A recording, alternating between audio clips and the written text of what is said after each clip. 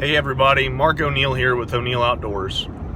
Today I've got a review over David Tubb's Final Finish polishing or lapping ammo. When I saw these bullets that were already manufactured and everything, I was like, well hell, why not give that a try?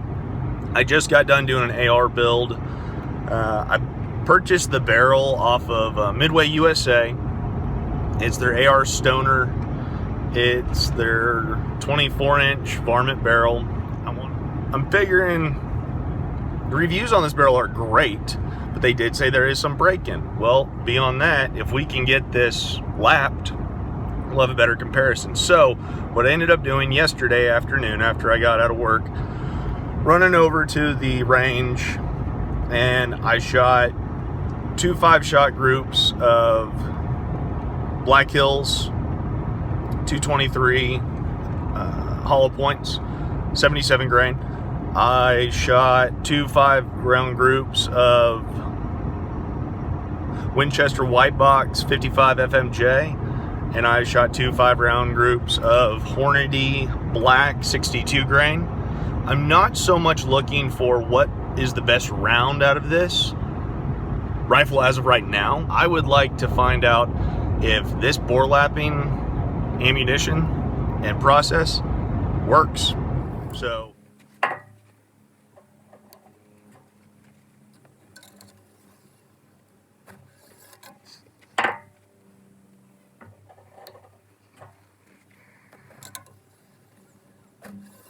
first 5 rounds are going to be the Black Hills factory new 223 77 grain hollow point.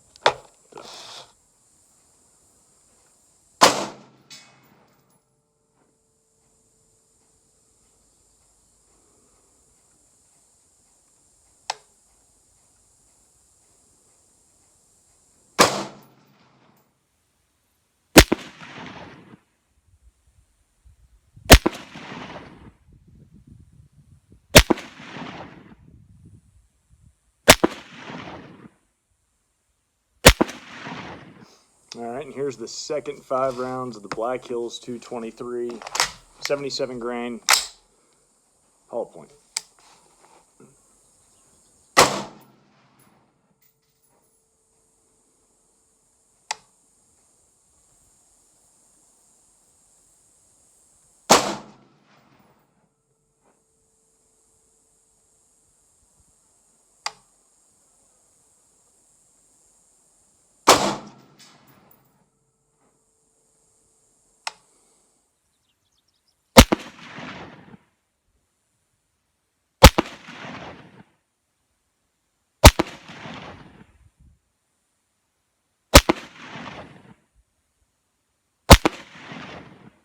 All right, so up next is the Hornady Black 62 grain FMJ. I picked this round just as a middle of the field round.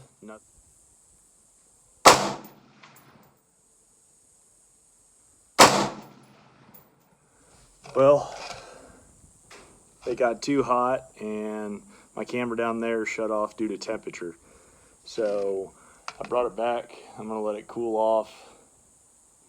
I'm going to shoot 5 rounds of that Winchester 62 grain, 55 grain, 5.56, and hopefully after a few minutes that thing will cool down and I'll go put it back down there and get the rest of the shots on that camera.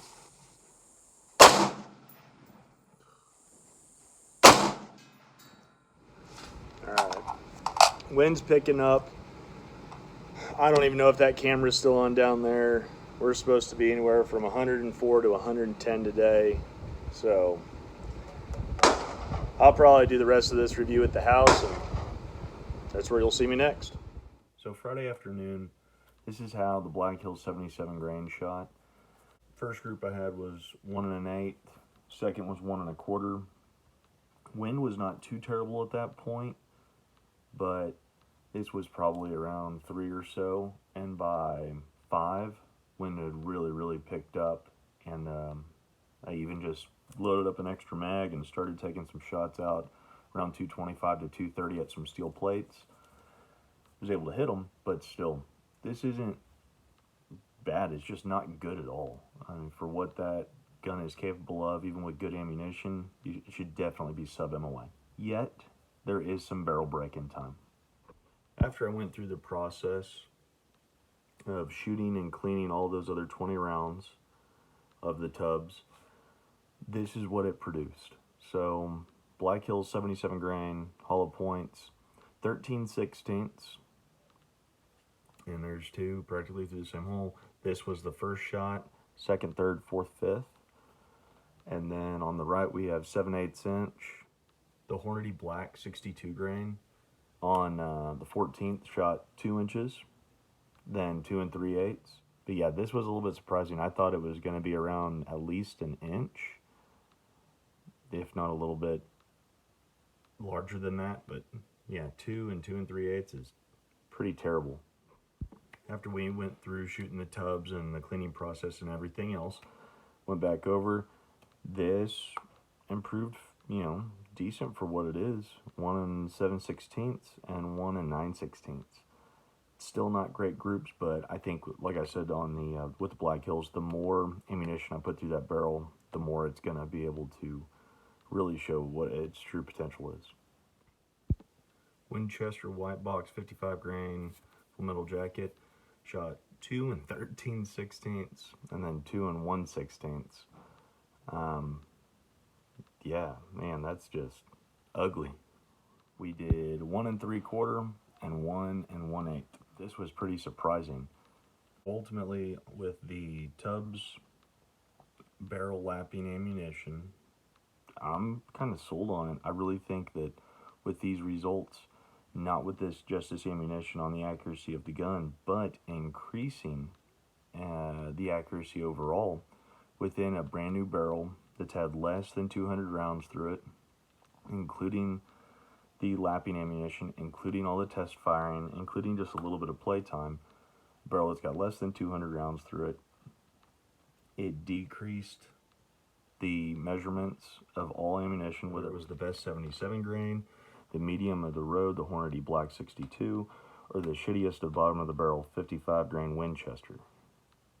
All of these ammunitions and the measurements increased a fair bit. This is something I would definitely recommend you looking into. I'm not sure how many other calibers they do, but I do know that they do make 30 caliber bullets, 22 caliber 223s. They do, as far as manufacturing ammunition, they do have 308 and 556. I'm going to have to do a little bit more research. Maybe they just don't have them at the moment, but it's something to look into, and I do recommend them.